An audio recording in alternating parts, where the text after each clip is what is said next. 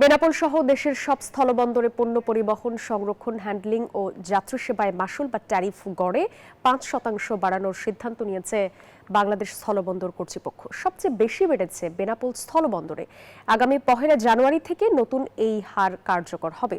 নতুন তালিকা অনুযায়ী বেনাপোল স্থলবন্দরে ট্রাক, বাস ও লরির প্রবেশ ফি বেড়ে হয়েছে ১৮৪ টাকা ৭০ পয়সা।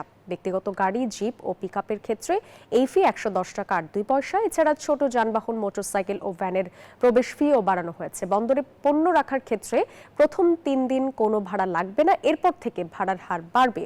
সাধারণ পণ্যের ক্ষেত্রে গুদামে প্রতি টন দৈনিক ভাড়া ১৩ টাকা ৩১ পয়সা থেকে বাড়িয়ে ১৩ টাকা ৯৮ পয়সা করা হয়েছে। সুতা, কাপড়, চা, কাগজ, চামড়া ও কাঠ সহ নির্দিষ্ট কিছু পণ্যের সংরক্ষণ খরচও বেড়েছে। বন্দর ব্যবহারকারী ও ব্যবসায়ীরা আশঙ্কা করছেন মাশুল বৃদ্ধির ফলে আমদানি খরচ বাড়বে, যার প্রভাব পড়বে নিত্য প্রয়োজনীয় ও শিল্প পণ্যের দামে।